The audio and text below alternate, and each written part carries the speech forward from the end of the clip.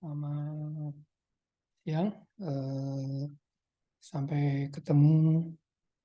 eh, Hari ini kita akan membahas tentang identifikasi masalah dan hipotesis. Ya, jadi pada bab sebelumnya sudah dijelaskan bahwa metodologi merupakan suatu pendekatan formal yang memerlukan langkah-langkah yang sistematis, gitu ya. Nah, salah satu langkah dalam pembuatan metode penelitian adalah penetapan masalah dan menyimpulkan hipotesis. Nah, pada bab ini akan dijelaskan bagaimana mengidentifikasi suatu masalah dan menyimpulkan hipotesis. Nah, ini akan saya share screen.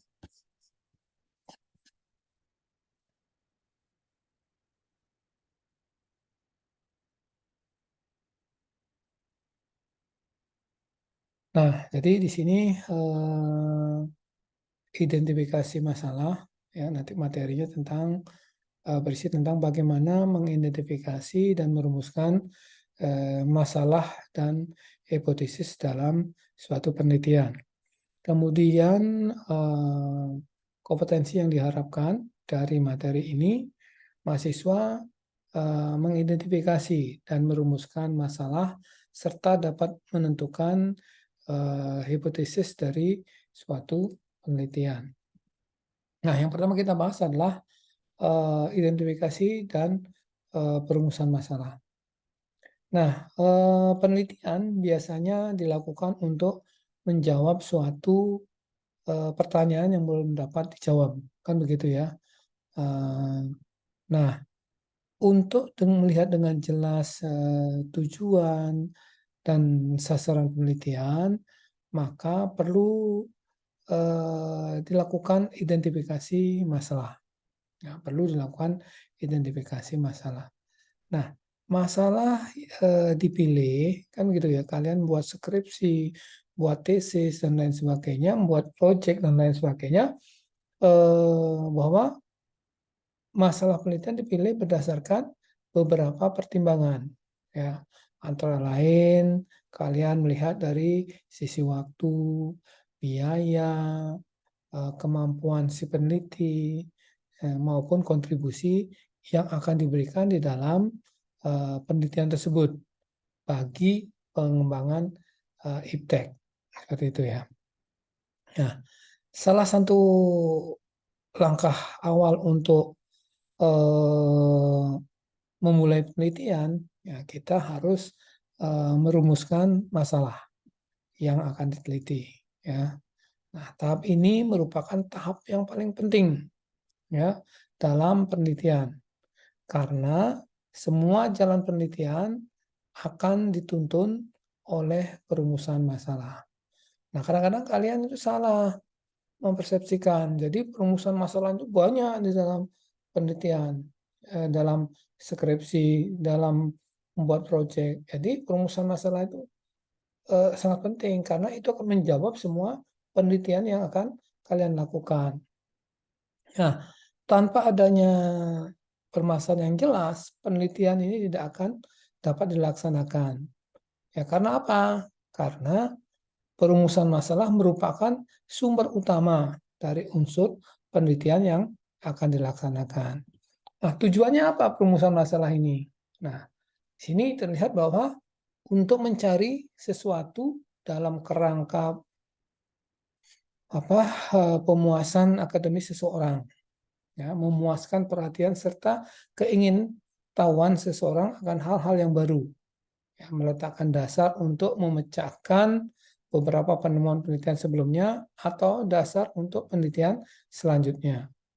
Nah, untuk memenuhi keinginan sosial dan menyediakan suatu yang bermanfaat. Nah, itu tujuan daripada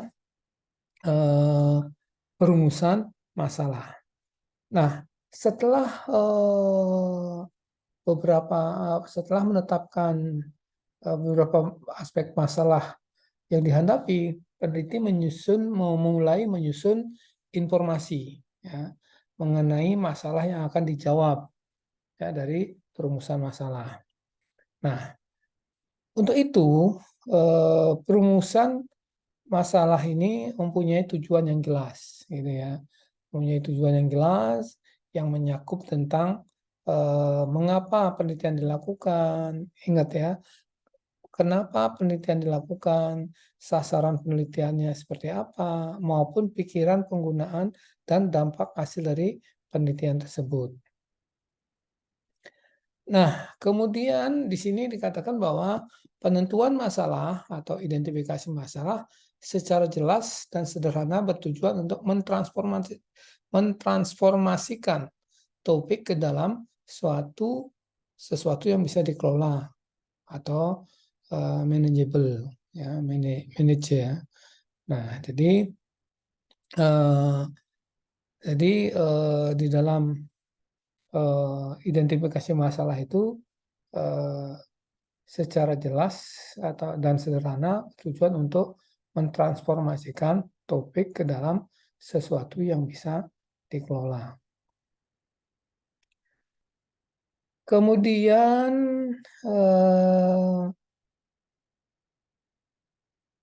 nah, tadi sudah dikatakan bahwa tanpa adanya permasalahan, penelitian tidak akan dapat dilaksanakan.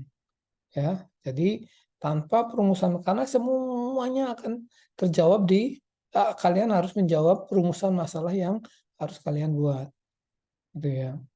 Nah, nanti bagaimana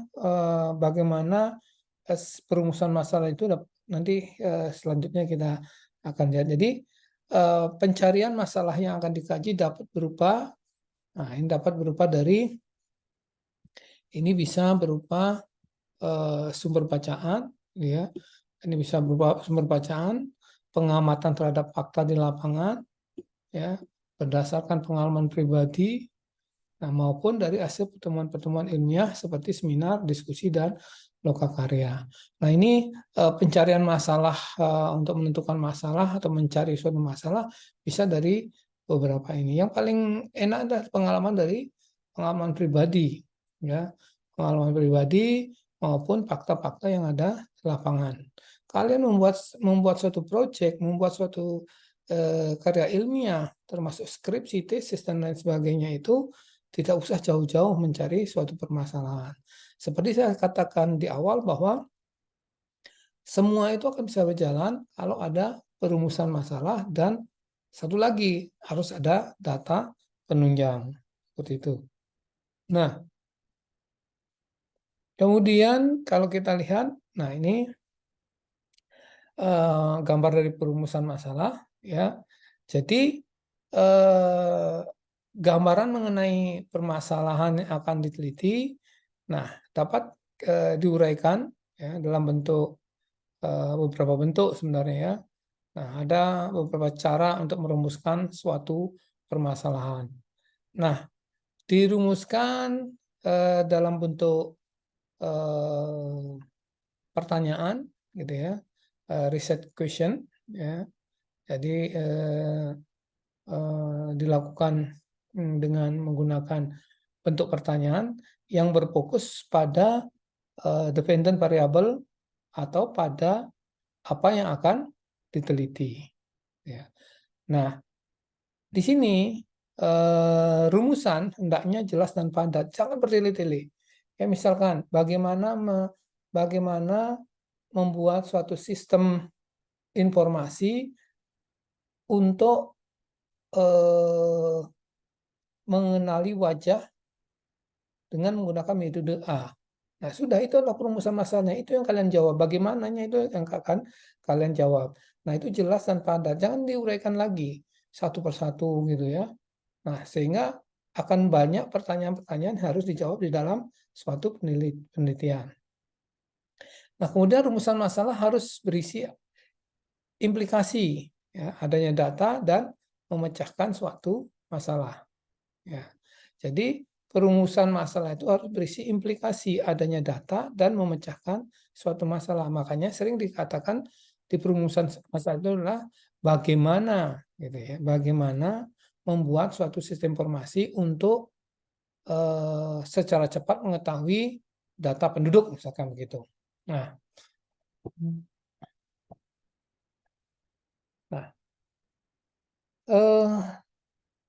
kalau kita lihat contoh ya, contoh misalkan dari beberapa contoh, saya mengambil misalkan contoh ada suatu judul skripsi, misalkan analisis pemodelan dan perbaikan proses bisnis pada penerapan CRM. Nah, pertanyaan yang akan dijawab adalah apa? Yang akan dirumuskan apa? Nah, proses bisnis apa saja yang perlu dilakukan atau perlu diperbaiki, ya. Nah, kemudian model proses bisnis dan fungsi customer interface-nya seperti apa, gitu ya. Nah, seberapa besar peningkatan optimalisasi pemanfaatan aplikasi CRM yang kalian buat ini, kan begitu ya. Jadi kita bisa mengambil salah satu dari beberapa pertanyaan penelitian yang akan harus dijawab. Nah, tadi sudah dikatakan ini rumusan harus padat dan lain sebagainya, berdasarkan membuat hipotesa ya. Jadi terdapat cara merumuskan masalah. Tadi sudah saya jelaskan. Nah, ini contohnya tadi ya. Contoh, analisis pemodelan dan perbaikan proses bisnis penerapan CRM, studi kasus divisi Cellular Customer Service PT Indosat Tbk. Nah, ini adalah tesis dari Fakultas Ilmu Komputer Universitas Indonesia. Nah, pertanyaan yang ingin dijawab dari judul tesis ini adalah, nah, proses bisnis apa saja yang diperlukan diperbaiki pada divisi CSS Operation Indosat dengan memanfaatkan teknologi informasi untuk meningkatkan efisiensi dan keefektifan kegiatan layanan. Nah, ini kan ada analisis pemodelan, ya. Nah, kemudian bisa jadi model proses bisnis pada fungsi customer interface management yang bagaimana yang sebaiknya diterapkan. Nah, jadi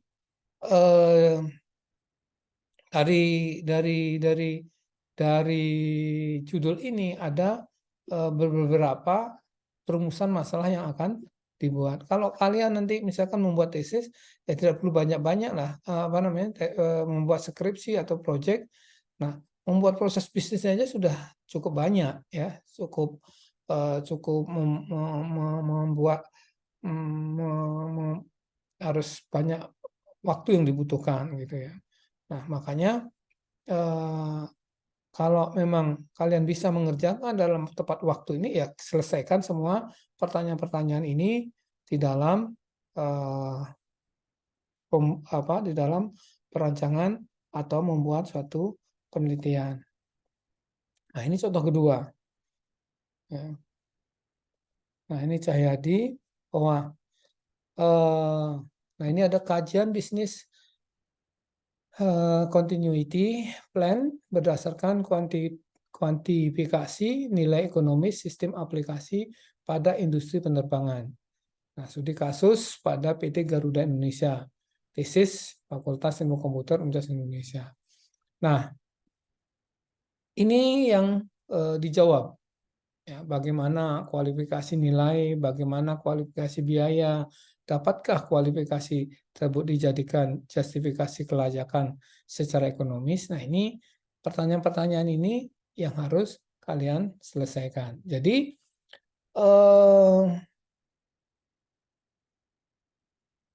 karakteristik yang baik memiliki permasalahan. Nah, ini beberapa karakteristik permasalahan yang dikategorikan sebagai perumusan masalah yang baik.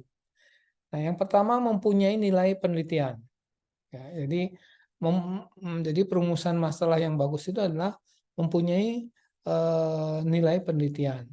Ya, dalam arti bahwa permasalahan tersebut masih bersifat asli atau original. Ya, pernyataan suatu hubungan dengan bidang lain terdapat diuji kebenarannya. Nah, ini kalau kita membuat suatu membuat suatu penelitian, nah di dalam permasalahan itu harus bersifat original. Ya. Nah, menyatakan suatu hubungan dengan bidang lain serta dapat diuji kebenarannya. Kemudian visible. Visible itu artinya apa? Nah, permasalahan tersebut dapat dipecahkan. Ya, permasalahan tersebut dapat dipecahkan, tersedianya data dan metode untuk memecahkan masalah. Ya. Nah, tersedianya biaya dan dapat diselesaikan dalam waktu yang wajar. Jadi, kalau kalian membuat suatu penelitian, jangan pikirkan dulu. Makanya ini perumusan masalah ini penting banget gitu ya, penting banget ya. Jadi apakah nanti biaya kalian cukup ya, kemudian apakah waktu kalian untuk menyusun skripsi itu sudah sesuai, sudah sudah dibuat schedule enggak gitu ya, sehingga waktu yang dibutuhkan wajar. Nah, kemudian sesuai dengan kualifikasi peneliti, artinya bahwa permasalahan diangkat menarik bidang minat bagi peneliti serta sesuai dengan kualifikasi yang ada. Nah, seperti saya katakan bahwa saya itu tidak sering saya katakan bahwa saya itu bisa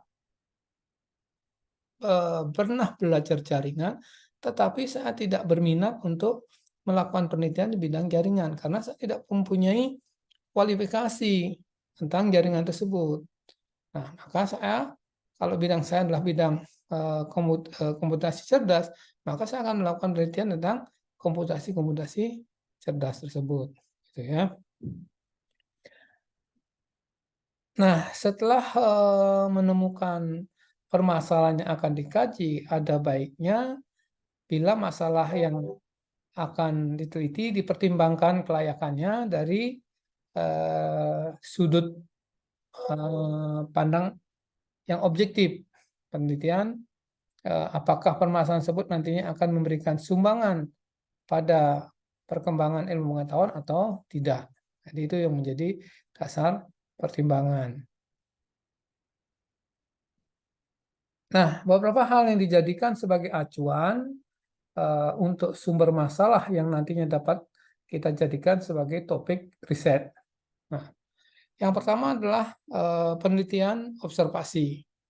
Nah, kalau penelitian observasi ini, dengarkan secara langsung keluhan-keluhan yang ada di lapangan dan adakan eksploratif sendiri secara singkat. Jadi, kalau kalian mau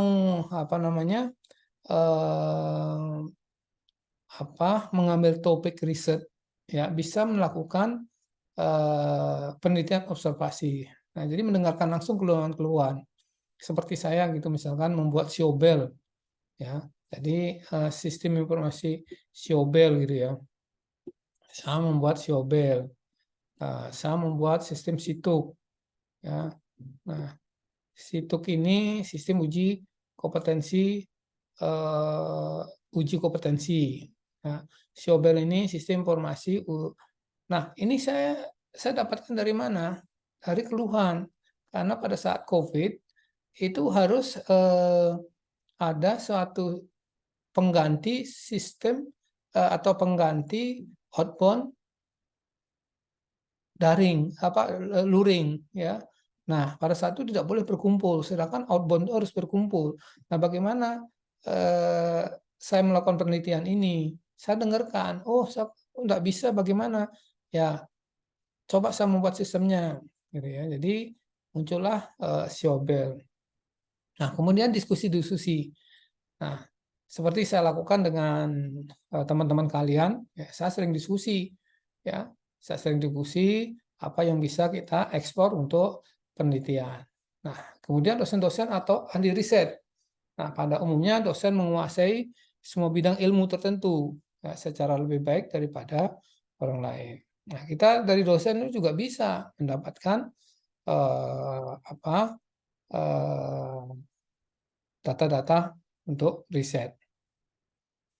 Kemudian bisa dari bibliografi. Nah, sumber bibliografi ini yang dapat dijadikan sumber, ya, seperti jurnal, review, skripsi, disertasi, buku teks. Nah, ini bisa kalian gunakan sebagai sumber untuk membuat topik daripada riset kalian. Nah, kemudian bagaimana kita lanjut, bagaimana langkah-langkah merumuskan suatu masalah. Nah,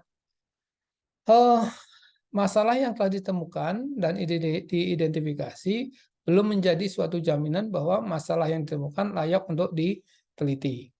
Nah, ada dua pertimbangan yang harus diperhatikan dalam memilih masalah yang telah dirumuskan atau diidentifikasi. Antara lain harus dilihat lagi apakah perumusan masalah tersebut layak apabila dipandang dari segi objektif maupun bisa maupun bila dilihat dari nilai penelitiannya.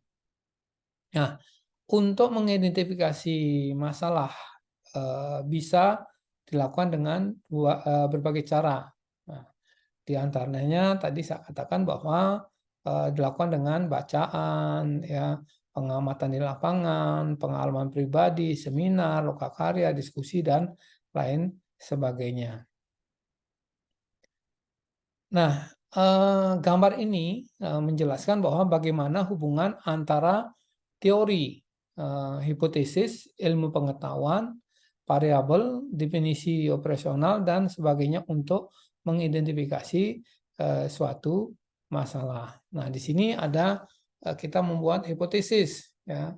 Sini ada penetapan masalah, ada pengetahuan, ada kondisi, ada definisi operasional, ada variabel, ada teori yang relevan. Nah, maka semua ini akan menunjang di dalam membuat suatu atau mengidentifikasi suatu masalah.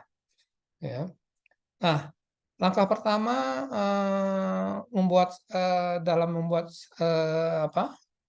mengidentifikasi suatu masalah, tentukan dulu fokus penelitiannya. Jadi ini fokus penelitian, ya, fokus penelitian. Nah, fokus penelitian ini di mananya gitu. Kemudian yang langkah kedua adalah cari bagaimana kemungkinan dari berbagai faktor yang ada, ya, maksudnya yang ada kaitannya dengan fokus penelitian tersebut dalam hal kalau dalam hal ini disebut dengan subfokus gitu ya. Jadi kalian mencari kemungkinan berbagai faktor, ya, atau misalkan fokus penelitiannya A, tetapi bisa diturunkan menjadi A1 gitu ya. Seperti yang saya lakukan.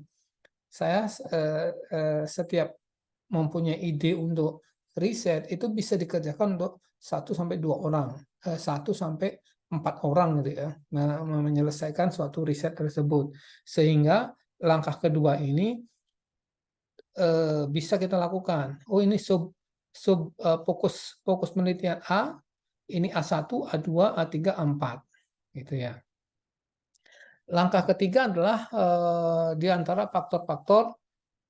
Nah, langkah ketiga ini adalah di antara faktor-faktor yang terkait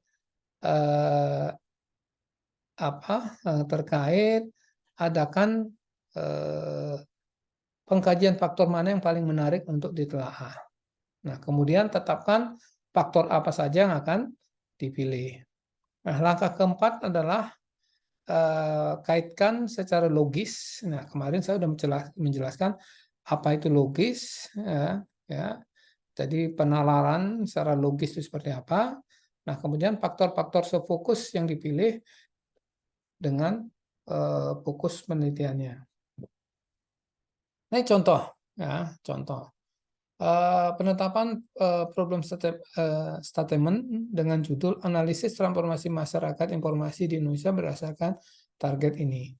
Nah, jadi di sini tadi saya katakan bahwa tentukan fokusnya dulu. Nah, kalau ini kan luas sebenarnya ya, luas. Tapi difokuskan lagi gitu ya, difokuskan lagi. Nah, itu ya. Jadi nanti beberapa contoh lain. Kemudian hipotesis penelitian. Nah, apa hipotesis tersebut? Nah, untuk memulai eh, penelitian, ya biasanya dimulai eh, dengan menetapkan permasalahan. Tadi ya saya katakan dimulai dengan menetapkan permasalahan. Nah, perumusan masalah dapat dilakukan dengan pembuatan model hipotesis. Jadi, hipotesis ini merupakan jawaban teoritis, jawaban sementara terhadap rumusan masalah penelitian, dan belum merupakan jawaban empirik dukungan data-data. Jadi, kalau kalian menulis bagaimana membuat sistem informasi begitu ya. Nah, jadi hipotesisnya bahwa dengan membuat sistem informasi dengan menggunakan metode waterfall misalnya gitu. Nah, itu hipotesis ya. Tetapi dengan waterfall yang seperti apa gitu ya. Waterfall seperti apa. Nah, kemudian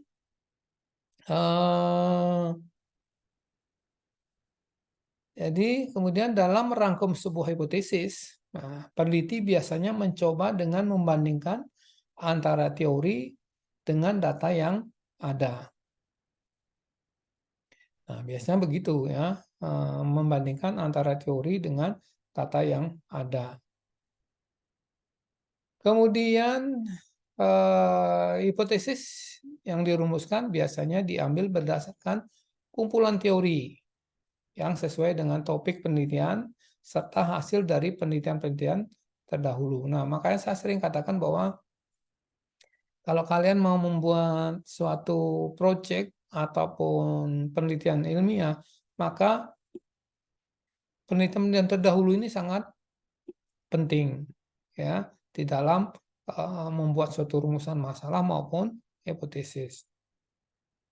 Nah, kemudian merumuskan hipotesis harus kuat dasarnya seperti riset problem, scope of the research, dan tujuannya. Nah, ini sudah seperti tadi ya yang saya katakan. Nah, hipotesis mempunyai peranan memberikan arah dan tujuan pelaksanaan penelitian dan memandu ke arah penyelesaian secara lebih efisien. Jadi, dengan adanya hipotesis ini, ya akan memberikan arah dan tujuan pelaksanaan penelitian. Nah, di sini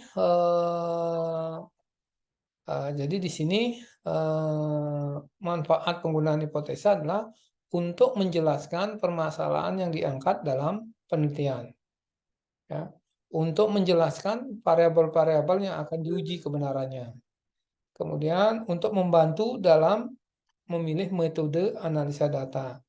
Nah, kemudian sebagai pedoman dalam menarik kesimpulan, karena di hipotesa dan perumusan masalah ini itu yang harus kalian kerjakan, sehingga di kesimpulan hanya bagaimana pertanyaan bagaimana pada perumusan masalah itu yang akan kalian kerjakan, kemudian hasilnya itu adalah merupakan kesimpulan, ya, sehingga menarik kesimpulan lebih gampang ketimbang tidak ada perumusan masalah. Nah, sampai sini ada pertanyaan, silakan. Kalau ada yang ingin ditanyakan, silakan. Ya, kita lanjutkan lagi. Kalau ada pertanyaan, silakan bisa di kolom chat maupun di WA grup, monggo silakan ya. Nah, ini karena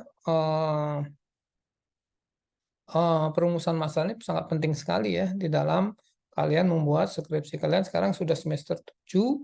Nah, walaupun nanti akan berubah namanya dari skripsi menjadi proyek dan lain sebagainya, ya ini harus kalian tetap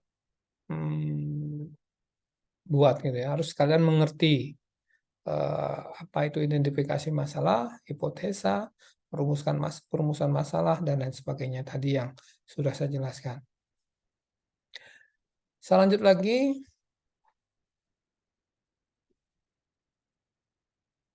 Ya.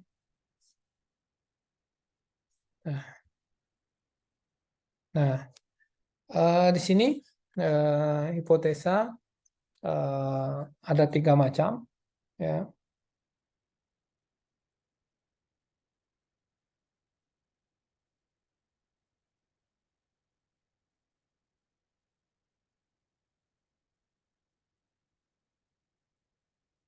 Nah, hipotesa penelitian merupakan hipotesa yang dinyatakan dalam bentuk kalimat.